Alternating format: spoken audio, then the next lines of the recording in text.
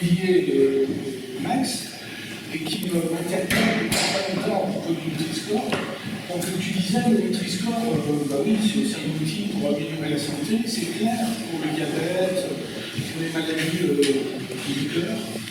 Mais pour moi, c'est beaucoup moins clair, justement, en termes d'exposition à la vitamine. On n'en tient absolument pas compte. Voilà. Et alors, je sais qu'en ce moment, il y a une évolution du Nutri-Score pour tenir compte, justement, de la transformation des aliments. Alors, je ne sais pas exactement qu'est-ce qu'on fait, comment on calcule le score. Mais est-ce qu'on pourrait imaginer un autre type de score, une autre version du Nutri-Score, qui pourrait tenir compte finalement aussi des aspects contaminants, pesticides, etc. Est-ce que ça serait envisageable ou ça vous paraît, puis peut-être tu as une idée là-dessus aussi, parce qu'en fait, ce qu'on a vu, c'est que finalement, les analyses de bénéfices-risques, il n'y en a pas tant que ça. Il y a donc, vous en montré quelques-uns, mais de manière globale, on n'en voit pas beaucoup. Et moi, je suis très surpris, alors je donne tout le temps le même exemple, quand je vois sur certains paquets d'avoine je sais que cette avoine-là, il est bourré d'ochratoxine. Et donc, jamais je devrais à manger un enfant, par exemple. Et donc, est-ce qu'il n'y a pas un risque de... Il n'est pas bourré, peut-être. Il peut être. Non, mais là, t'es un peu gonflé. Je crois que c'est le problème. Peut-être. Il peut être. Mais il y a une probabilité qu'il le soit, mais c'est justement ça. Quelle est la probabilité? Mais du coup, voilà, je ne sais pas comment faire. Juste que je dois répondre. Parce que la dimension du score, comme je disais, elle est spécifique, exclusivement nutritionnelle, avec des additifs dans les huiles courantes qui ont été ajoutés récemment. Voilà. Donc ça, c'est une nouvelle algorithme qui a classé certaines produits laitiers ou boissons.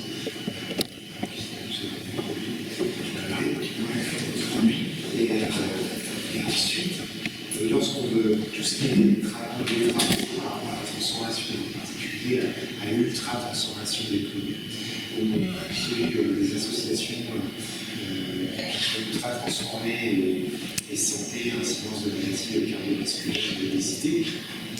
En fait, on ne change pas. Ce qui est proposé actuellement, c'est en évaluation. Je ne sais même pas si la DGS ou le BGRL s'est accaparé de cet outil, financer cet outil, c'est de mettre un bandeau noir autour des produits qui sont définis ultra-processés. C'est-à-dire que le Nutri-Score, vous avez la classique, le fichier classique, et ensuite vient un bandeau noir autour pour préciser que ce produit est ultra-transformé. Et la définition d'ultra-transformé, c'est celle de Nova, qui a été remise en question assez fortement par un dernier rapport de l'ANSES.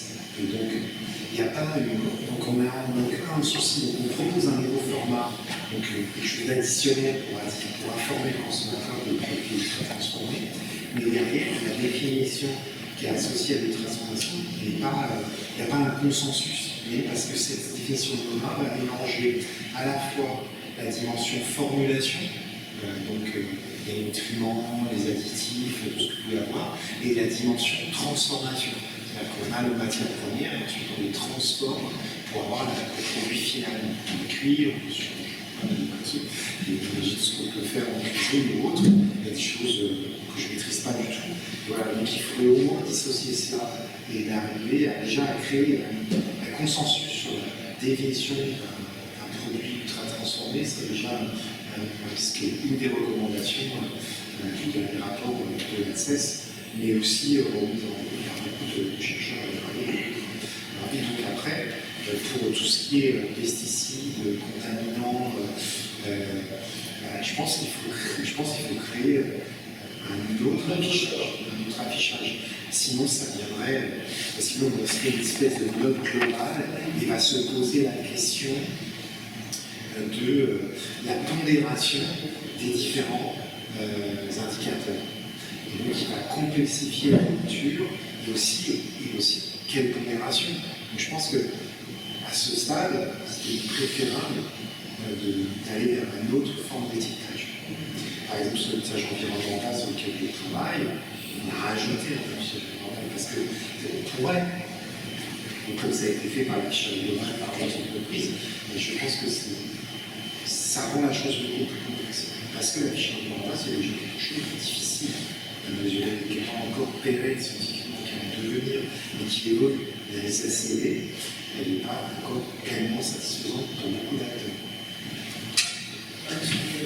Moi, je crois si j'ai bien compris ce que j'ai dit de ce score, il y a un quiproquo, c'est-à-dire c'est un étiquetage supplémentaire sur des produits industriels, des produits plus ou moins transformés, mais industriels. Donc, les fabricants ont déjà des obligations de vérification de qualité des matières premières qu'ils utilisent.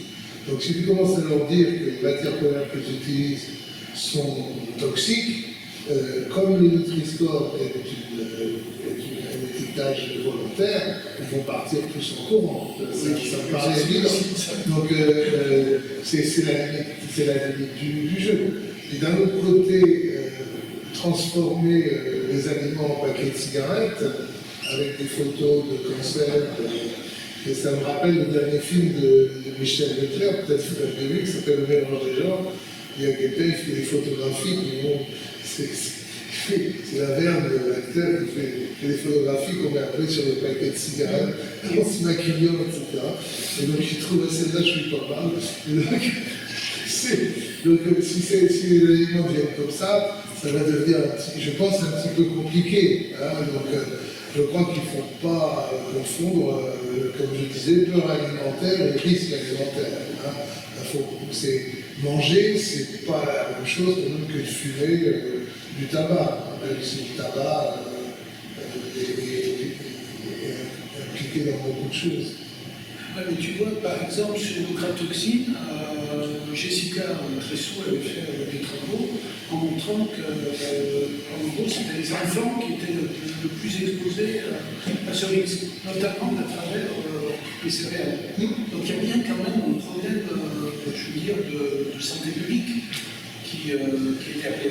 Je ne sais pas, c'est peut-être à approfondir, parce que je dis, ils ont des obligations de vérification de produits, et ça leur coûte assez cher de faire des analyses sur la matière première, sur l'origine des matières premières.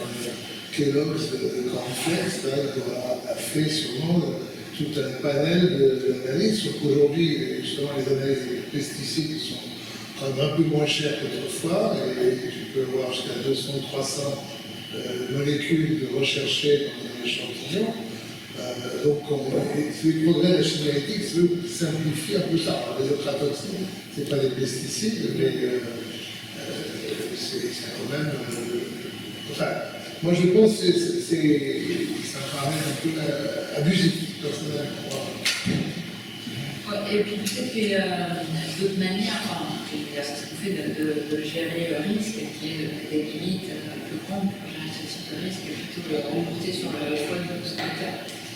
Et aussi, je trouve que c'est plus complexe pour les contaminations, parce qu'on peut avoir une grande variabilité dans le taux de la route, alors que la partie nutritionnelle, finalement, les aliments, on connaît leur rapport nutritionnel, alors que la contamination peut avoir un poisson très fortement contaminé, enfin un saumon très fortement contaminé, un jambon. Selon la région, on pourrait faire des analyses de tous les produits. Mais il n'y a pas de Nutri-Score sur les poissons. Non, mais pour la contamination, je trouve qu'il y a une variabilité qu'il faudrait gérer si on doit mettre un score. Et par contre, ce qui a été sous réflexion, c'est un toxiscore, on travaille sur le toxiscore pour mettre un score là, pour les produits de consommation, produits d'entretien, etc. Là, on connaît la composition des produits et de réfléchir à un toxiscore, donc la toxicité des produits. Donc, ce qui serait important de ce que tu veux faire dans l'alimentation, mais qui me paraît plus compliqué que sur les produits de consommation d'entretien. Béatrice, tu avais une question? Oui, j'avais une question. Je trouve ça vraiment super intéressant. C'est un tout petit peu différent, mais ça va avoir. Donc, le but, c'est d'améliorer les santé publiques avec ces scores. Et donc, entre un système qui est volontaire, comme en Europe, enfin, la carte, comme vous l'avez montré, et obligatoire, comme en Amérique du Sud, en grande partie, Est-ce qu'on a vu les différences d'impact? C'est trop tôt pour dire qu'est-ce qui est mieux pour améliorer les politiques, la santé publique en général. En tout cas, pour les warning labels, le papier qui a été publié récemment dans Econometrica, qui a été évalué en Chine, on a bien vu l'impact sur les reformulations. Il y a un réel impact sur les reformulations des produits. À savoir que les produits qui sont très proches des seuils, qui sont juste au-dessus du seuil, reformulent pour être en dessous. Ils ne vont pas faire un effort énorme, mais ils se reformulent en dessous. Parce que le label est extrêmement offensif. Et derrière aussi, les achats des consommateurs aussi évoluent dans le bon sens. Donc les warning labels, aujourd'hui, quelques études, une étude la plus rigoureuse, mais qui a bien eu un effet positif à la fois sur la reformulation des produits et sur les achats. Et donc aussi sur les prix, il y en a un peu plus cher. Il y en a un peu plus cher dans ces produits reformulés. Voilà. Et donc nous, sur Nutri-Score, c'est ce que je disais, c'est qu'on l'a fait ex-ante, on ne l'a pas fait ex-post. Une fois que la politique est mise en place, pas encore. Et donc, on a besoin, la difficulté, c'est que c'est une démarche volontaire. Et donc, il faut pouvoir isoler la décision stratégique. Je m'engage dans le Nutri-Score des autres décisions prises sur le produit, à savoir la reformulation, la recette du produit, et aussi les prix, comment on fixe les prix. Et tout ça dans un achat. Donc, c'est ensemble qu'il faudrait. On pourrait le faire de façon isolée. On dit, il y a un produit qui est Nutri-Score, quel aurait été l'achat s'il n'avait pas eu l'affichage, mais Nutri-Score, il y a plein de gens qui ont fait ça, il y a plein de sociétés privées qui l'ont fait. Donc il y avait celle qui a fait cette évolution, qui a bien montré qu'elle avait un effet dans le bon sens. Mais on allait plus loin et plus rigoureux, en prenant en compte l'ensemble des décisions autour du produit, et ensuite, pour modéliser l'achat, pour évaluer ses impacts ou ses stratégies sur l'achat. Et c'est pas encore fait de façon rigoureuse, de façon systématique et objective pour l'instant. Mais il faudra le faire. Et c'est plus ambitieux pour un sens où ils sont. Peut-être. Il y a d'abord dit que, enfin, on l'a vu dans vos exposés, vous n'avez pas du tout les mêmes approches et les mêmes modèles. On voit bien les économies sont très paramétriques, quelque part. Bon, puis il y a des outils qui se rapprochent beaucoup plus de l'intelligence artificielle, de l'apprentissage statistique. Est-ce que, est-ce que l'apprentissage statistique, alors on voit ça clairement dans l'exposé à 2000, ça a transformé vos pratiques ou pas? J'ai envie de dire pas tellement, parce que je suis plutôt dans le cadre de données clairsemées sur toute la chaîne ambitieuse que je veux évaluer de la fourche à la fourchette. Donc, pour l'instant, pas tellement. Mais c'est pas du big data, c'est du small intelligence. Oui, voilà, clairsemé sur un phénomène, voilà. On est sur du dire d'expert, alors peut-être qu'après, sur l'information, comment du bien d'expert on réussit, ou sur les publications, comment traiter ça avec le big data pour aller poser la distribution. En théorie, peut-être qu'il y aurait des choses, mais sur la modélisation, elle est tellement différente d'une image où là j'aurais beaucoup de données qui viendraient nourrir un système de pixels, tout ça. Là, je ne vois pas encore trop comment, sans ce travail de construire le réseau avec de l'intelligence. Pour l'instant humaine, on pourrait s'en sortir.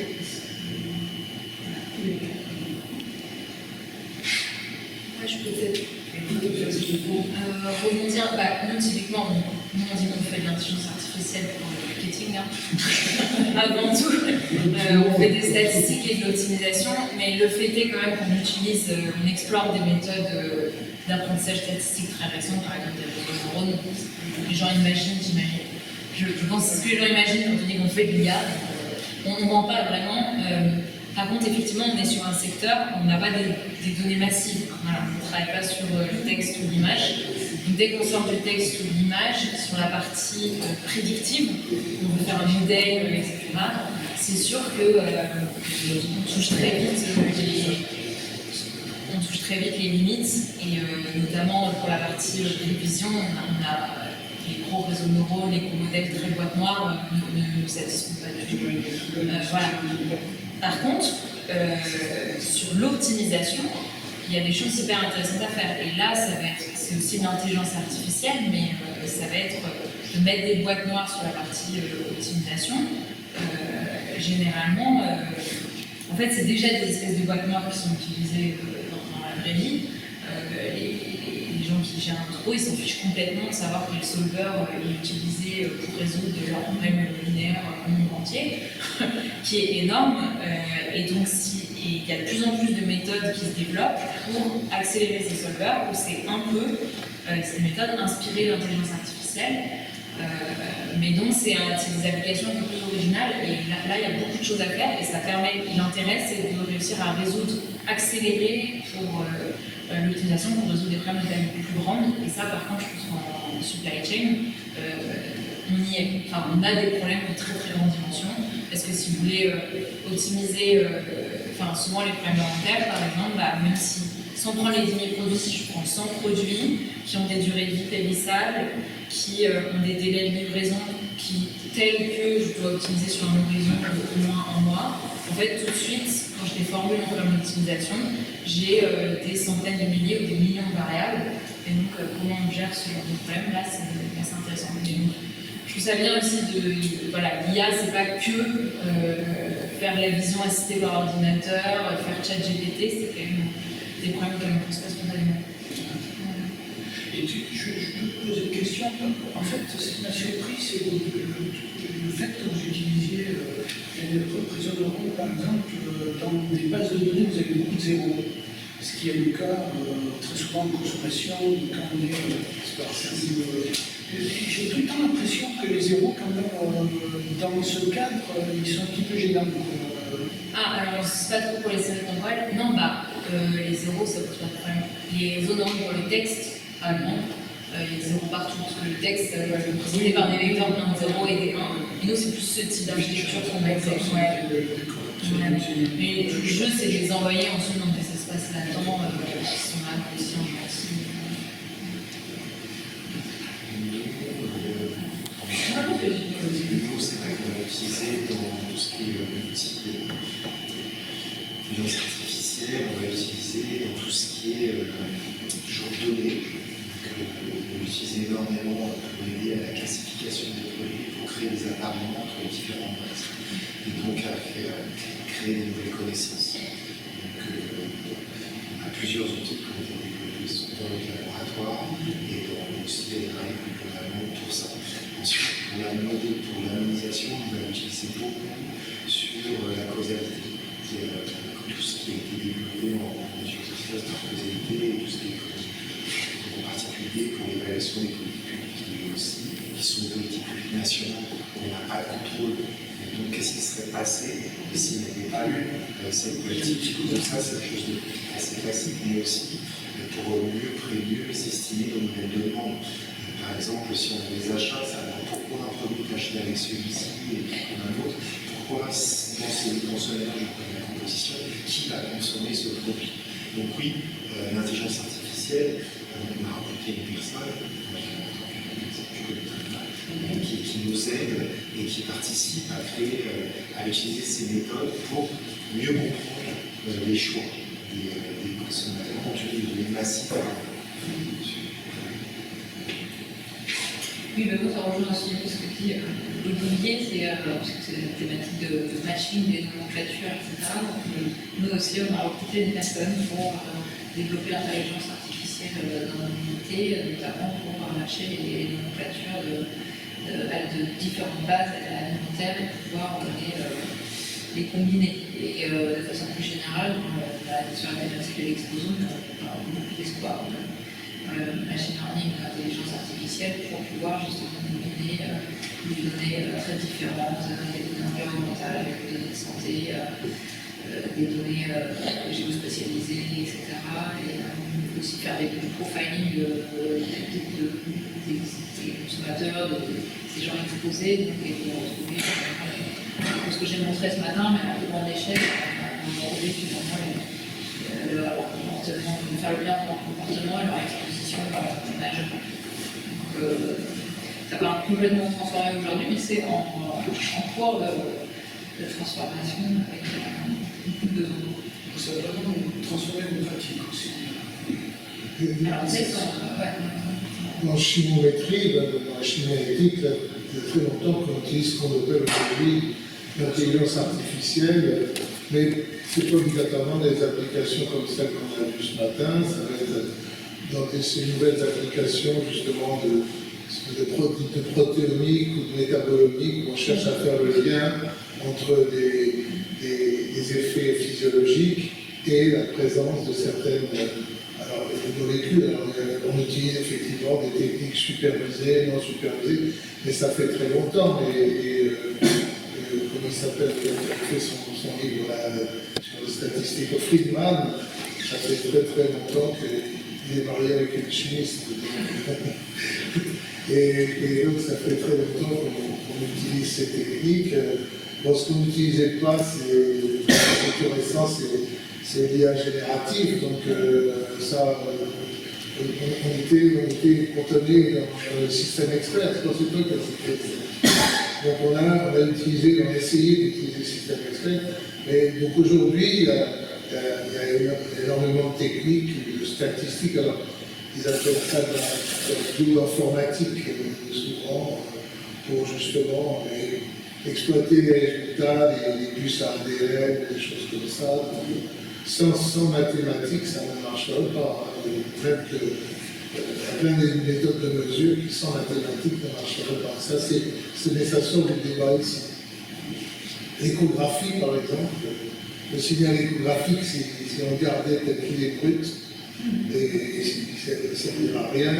C'est pareil avec la reconnaissance d'image en IRM, c'est énormément des mathématiques, je ne trouve plus mes mots, sur les formes. Donc, tout ça est utilisé à fond dans tous les coins. Et il y a encore, je pense, des tas de domaines où il y a des choses à faire. Ça paraît évident parce que chaque année, il y a des nouvelles méthodes, il y a des nouvelles choses. Par exemple, pour l'instant, beaucoup de contaminants sont détectés, mais pas quantifiés. Parce qu'on ne connaît pas obligatoirement, on n'a pas obligatoirement, pour quantifier, il faut avoir la molécule indépendante. Or, la molécule n'existe pas, ou elle coûte trop cher, et donc on essaie de développer des techniques, ce que j'ai sauté comme image, on essaie de développer des techniques pour quantifier des choses dont on n'a pas les étalons. Donc, par des recoupements, etc. Donc, il y a des choses qui sont en train de se mettre en place. Et donc ça, mais c'est pas, je n'ose pas appeler ça de l'intelligence artificielle, ça fait tellement longtemps qu'on utilise. C'est le multifactorial imaging, par exemple, c'est des choses qui existent depuis longtemps. Pour sortir le fond d'une image, etc. Une image analytique, qui va mettre en évidence certains constituants de l'échantillon à certains moments. Enfin, on doit te demander, on doit te poser des questions, on doit suivre. À l'ANSES, ce n'est pas des gens qui viennent vous voir dans le secteur maths pour décrypter ça. Non, mais tu as raison. Enfin, là où je te rejoins, c'est que les computers d'intelligence artificielle, elles sont utilisées depuis des années dans les différents domaines que tu as cités. Mais l'intelligence générative, effectivement, ça c'est plus nouveau. Et par exemple, c'est ce qu'on utilise pour faire les machines de nomenclature. On utilise nos algorithmes que ChatGPT pour voir si on peut classer les aliments et les connecter, etc. Donc ça c'est plus nouveau. Je parle des zéros, en fait, parce que les économistes savent très bien, en fait. Et les zéros, très souvent, c'est des mélanges. C'est pas un type de zéro, c'est un zéro qui est dû parce que, par exemple, pour des végétariens, ils consomment de produits. Ça peut être un zéro parce que cette semaine-là, on était en vacances, je ne sais pas quoi. Un zéro parce qu'on est pauvre, et puis que tout à coup, les prix ont augmenté, on ne peut pas en acheter. Donc du coup, en fait, quand on met en place des algorithmes un peu automatiques d'intelligence artificielle, les zéros, je ne suis pas sûr qu'ils les prennent bien en compte. Pour moi, c'est vraiment différent des features qu'on construit en modèle de langage. Donc je ne sais pas, les économistes ont des modèles spécifiques qui sont travaillés avec le temps, des modèles de double, triple, Je pense qu'en fait, l'intelligence artificielle va aider à mieux quantifier, à mieux caractériser ces idées. Pouvoir je pense qu'il faut des oui, mais c'est de toute façon, c'est des mélanges. C'est comme ça qu'on le voit.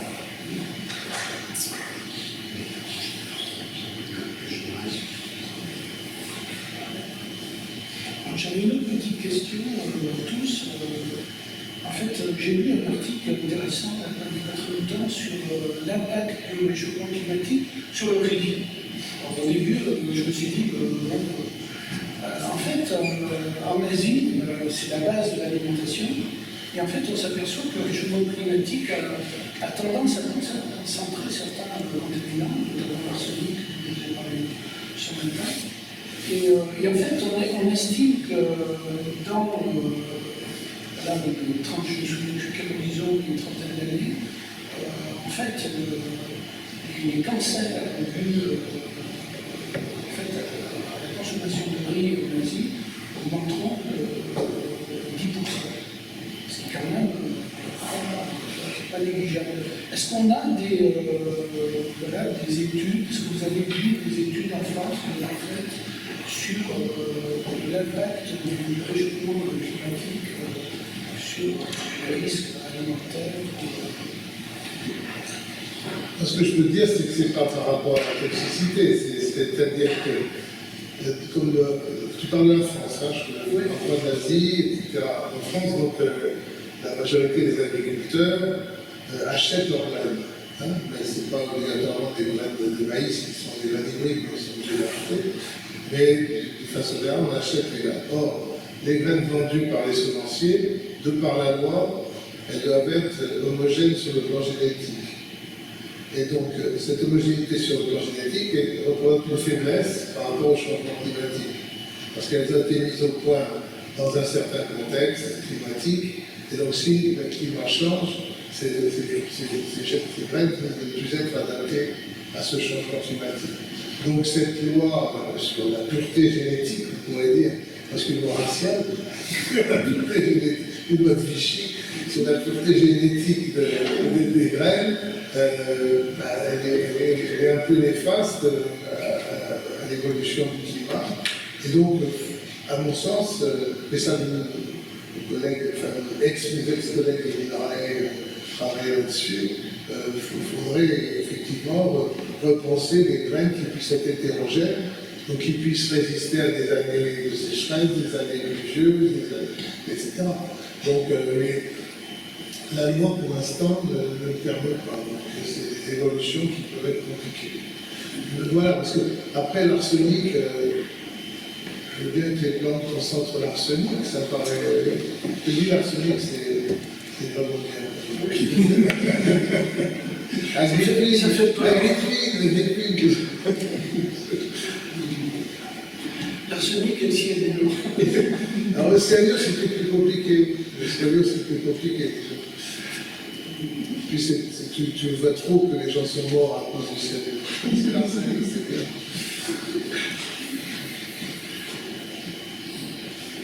Est-ce que vous avez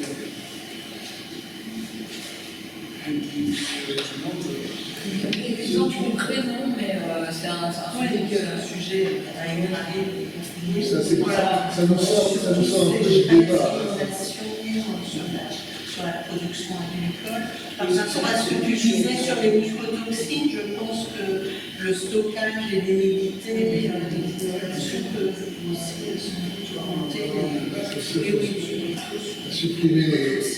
supprimer les fongicides sur les graines, c'est sûr que ça va entraîner la présence d'aflatoxines. c'est compliqué l'alimentation. J'avais un collègue à la SS qui disait l'alimentation c'est une soupe. Et ça tombe bien, vous êtes dans mon fiche au bon. Mais tout ce qui est bactéries, c'est vrai que ça pousse bien quand C'est ça. on fait chez les gens. Moi, ce que je voulais essayer, c'était la mauvaise connaissance qu'on a des données de consommation. Et ça, c'est quelque chose qui m'embête. Moi, j'ai fait le calcul, à peu près, je disais que vous aviez connecté 1 million d'items achetés. Bon, c'est dérisoire par rapport à ce qui est. Il y a déjà, j'ai compté, si les gens mangent 3 repas par jour, ce qui est à peu près correct en France, ça fait 65 milliards de repas chaque jour. Chaque repas est quand même constitué de plusieurs aliments. Bon.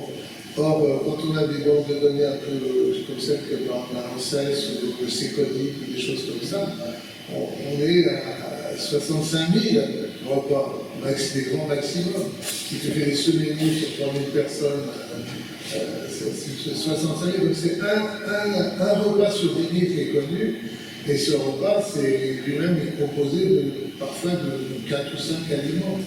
Donc, on peut compter d'à peu près, on mange 1 tonne d'aliments par an. Quand tu as fait cette. Alors, comment connaître ce qui est consommé, moi, c'est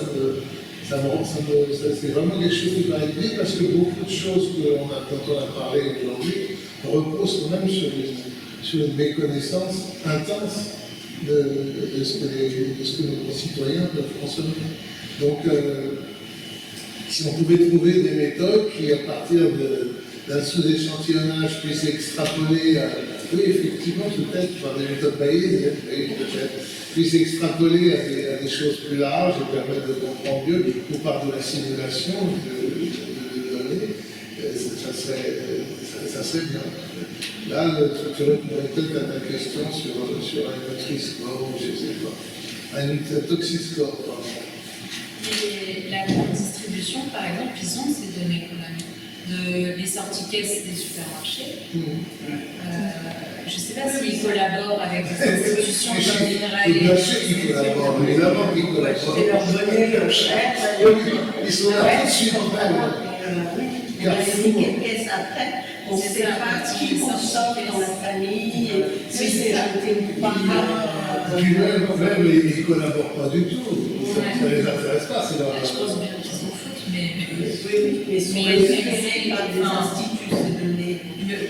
le fait que tant de gens en fait, se nourrissent uniquement en allant au centre Leclerc ou au Carrefour, c'est va avoir une étonnante bonne donnée en fait. Ouais, c'est le vrac. Travailler les quotidiens, on peut en récupérer une partie. Mais le problème, après, c'est qu'on ne peut pas les coupler avec l'information. Avec des métadonnées. Avec l'île, on ne peut pas.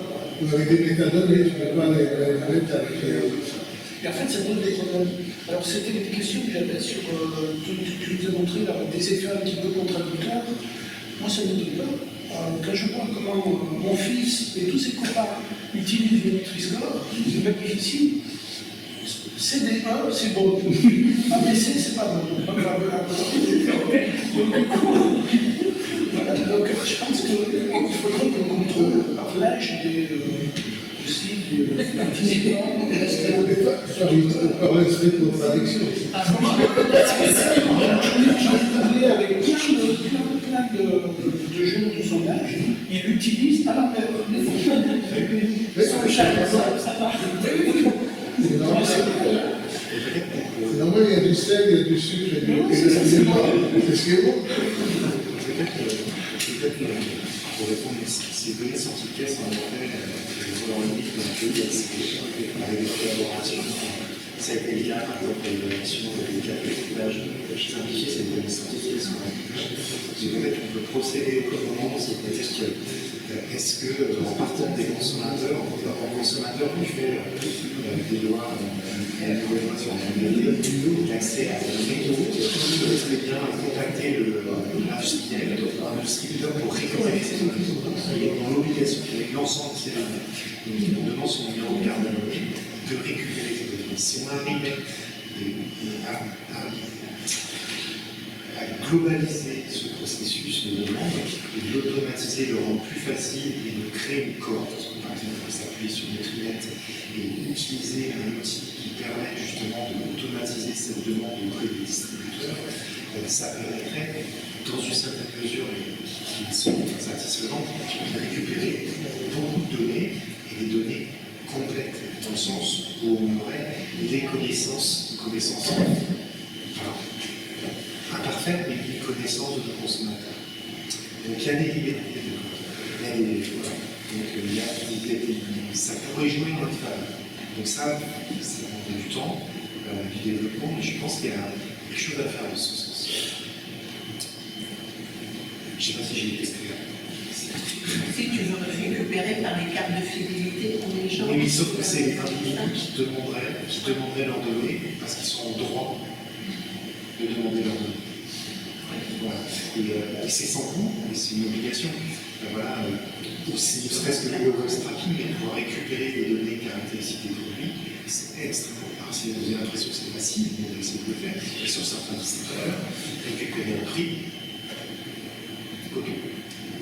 Alors, c'est en Hollande, vous avez obligé les industriels à fournir un centre, un banque de base de données, pour fournir les compositions de leurs aliments, mais on touche que les aliments industriels. Et Hollande, bon, c'est pas, il y a vraiment beaucoup plus riche, c'est-à-dire de toute façon, c'est aussi biaisé, il faut redresser tout ça. C'est pas évident. Là, on était sur les achats, sur les compositions des produits, on y arrive, on localise, on y arrive. Voilà, on a du mal à avoir un flux, c'est-à-dire qu'on a des photos à différentes périodes de la qualité, des caractéristiques des produits, on va dire tous les 4 ans, par catégorie. Là, on est sur une voie de dénatalisation des données. Je pense qu'on va pouvoir avoir des images un peu plus resserrées dans le temps, mais c'est vrai que l'objectif, c'est d'avoir ce film et d'ouvrir les outils, on a commencé à le faire, des outils de visualisation de ces données pour que le citoyen puisse s'accaparer de ces données et comprendre sa consommation s'il le souhaite, mais aussi les associations de consommateurs. Donc on est vraiment dans cette logique d'ouverture. Mais pour aller plus loin sur les achats, est-ce qu'on doit aller dans cette direction de créer associer à nos corps, associer leurs achats? Je pense que oui, il y a quelque chose à faire. Parce que sur ces corps, ça peut être associé à des données de santé très fines et aussi des données très fines sur les caractéristiques sur les mots, sur les éléments de vie qu'il y a eu sur ces individus, qui nous permettraient de mieux comprendre les choses et d'orienter davantage les politiques publiques. Donc, je ne sais pas si c'est la voie, c'est pour répondre à la suffisance que vous faisiez me montrer. Et donc, peut-être ensuite, avec l'intelligence artificielle, compte tenu de ces bases de données et de l'information si riche qu'on aura à la fois des achats et des consommateurs et des individus, c'est eux-mêmes, peut-être créer ou simuler des nouvelles données